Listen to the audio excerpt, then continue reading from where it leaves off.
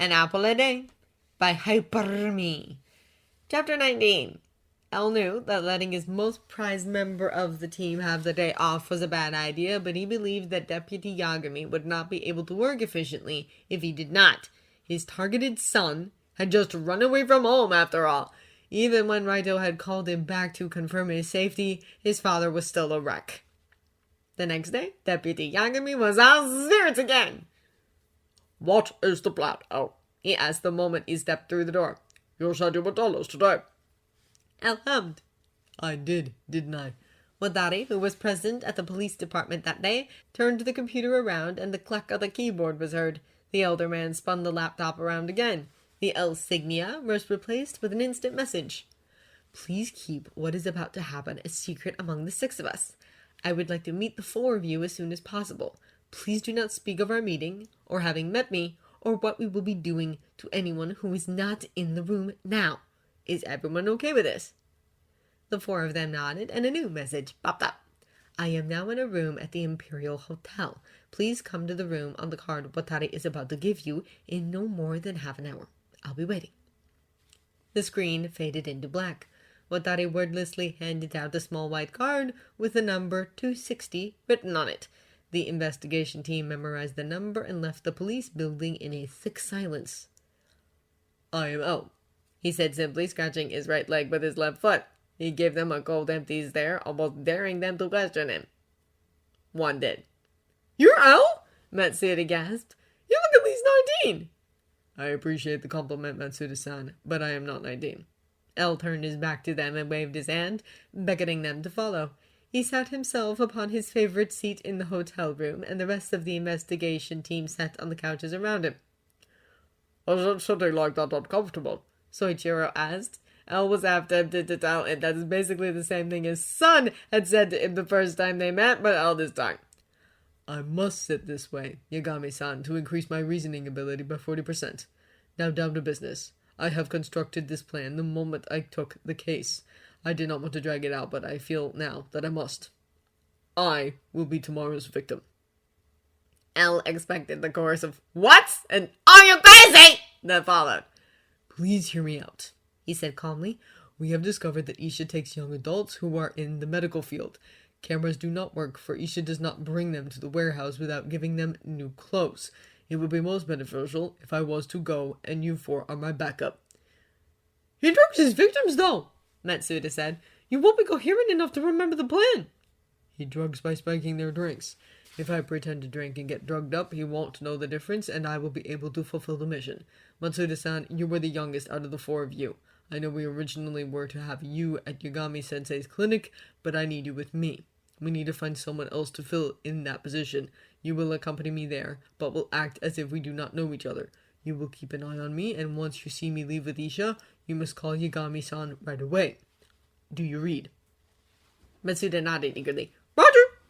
"Yagami-san, you are to watch the outside cameras, and once you receive the call from Matsuda-san, you are to find which car is Isha's. He will most likely be parked near the club, and the cameras have a good ratio around the building. Once you spot the car, you are to call Mogi-san and Aizawa-san. Understand?" "Yes." "Then Mogi-san and Aizawa-san, you will be outside of the club in an undercover cop car. Once you hear which car is Isha's, you are to follow him to the warehouse. Then call for backup. Any suggestions for someone to stay with Yagami-sensei?" "Yeah, my buddy Yamamoto will do it," Matsuda said. "He just finished an undercover case for the robbery." El nodded, telling him to inform him right away. "Remember, my life is resting in all of your hands. One small screw-up will result in the pictures you have been staring at for the past 16 weeks.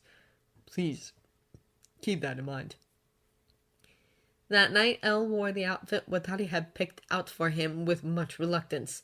The jeans were too dark and too tight around his thighs, and the shirt's blue fabric was itchy against his skin, and with the top 3 buttons unfastened, he felt quite exposed. His partner Matsuda said he looked great, but El had to wonder if he was lying. Matsuda wore plain blue jeans and a white dress-up shirt. El envied him very much.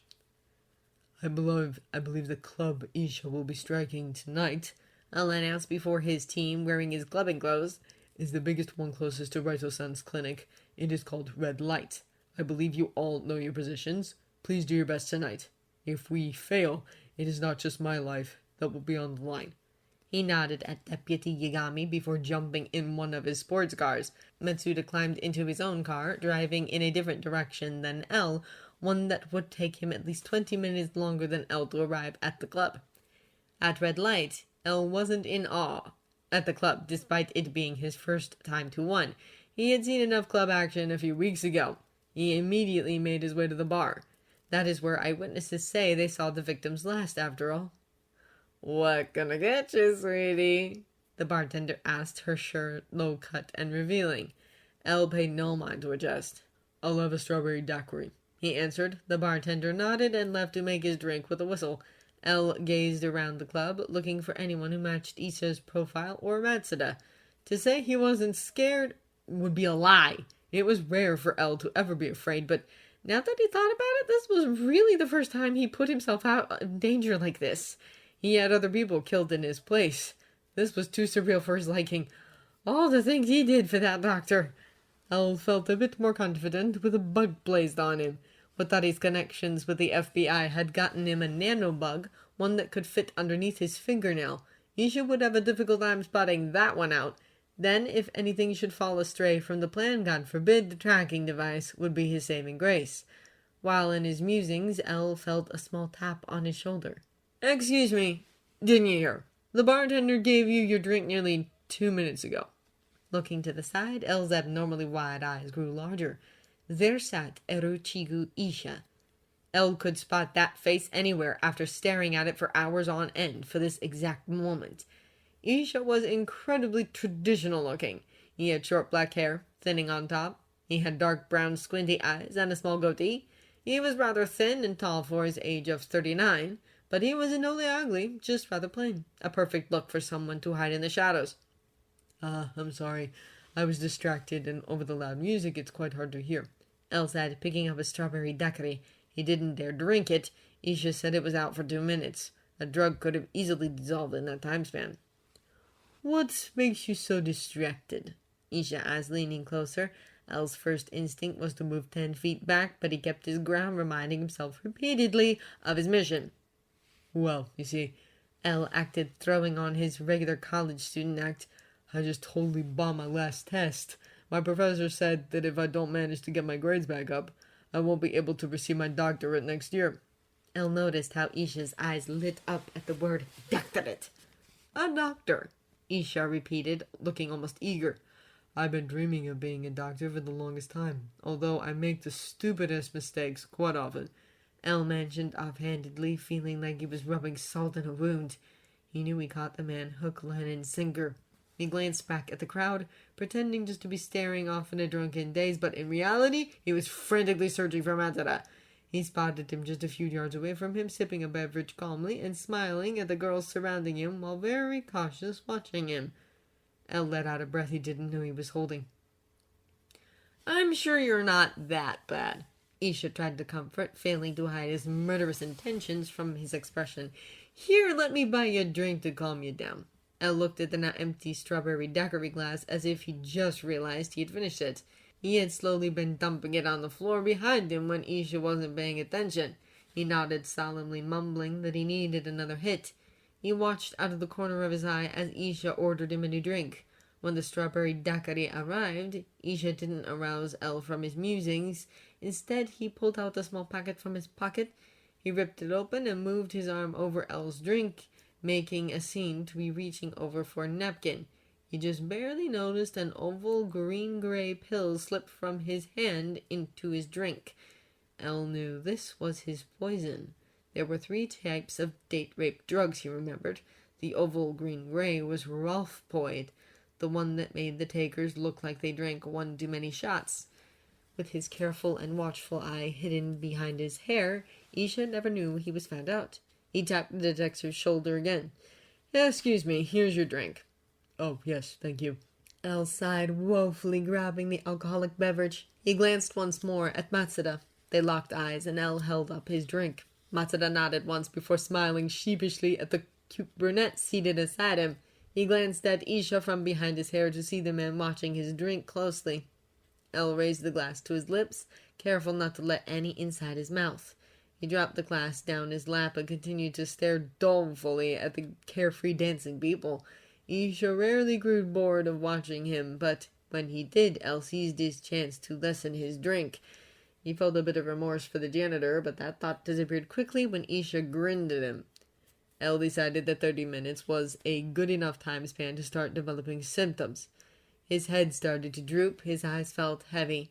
El glanced over at Isha and gave him a lopsided smile. I was feeling a little tired, he slurred. The joint makes me more drunk than I thought it would. How many have you had? Isha grinned. El opened his mouth and closed it as he almost slid off the bar stool. Oh no. He tried to stand up to find his muscles weak. Maybe I should go. He stumbled, nearly collapsing on top of a nearby table. He apologized to the people sitting there as he rubbed his head. Oh, sorry. I cannot see well. Whoa there, buddy. Isha laughed, making a grab at El's arm, pulling him away from the table.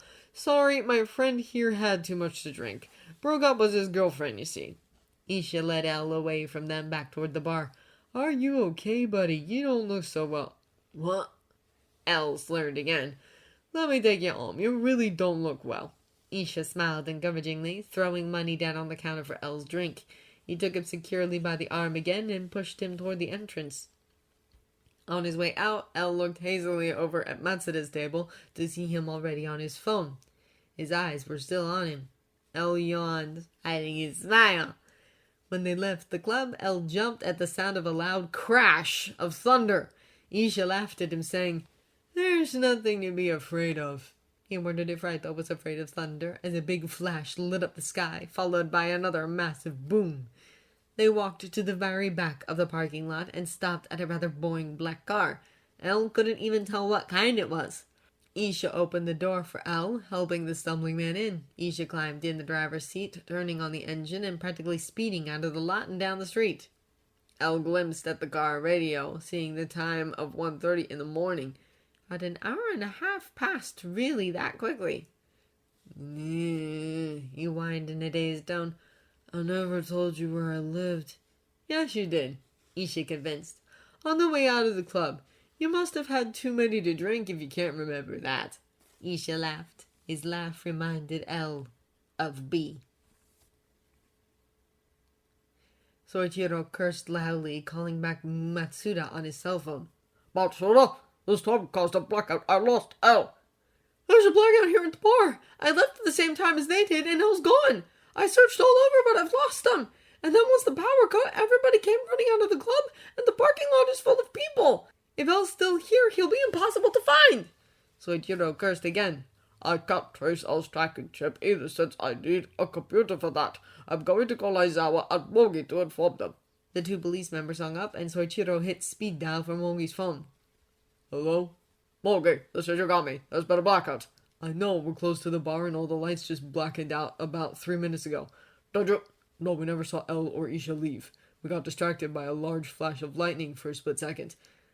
No, we never saw El or Isha leave. We got distracted by a large flash of lightning for a split second. That's when they must have left. Mogi explained. It's either that or they mingled in with the large crowd. We can't possibly find him in this mob. I can't trace El's tracking chip until the power is back on.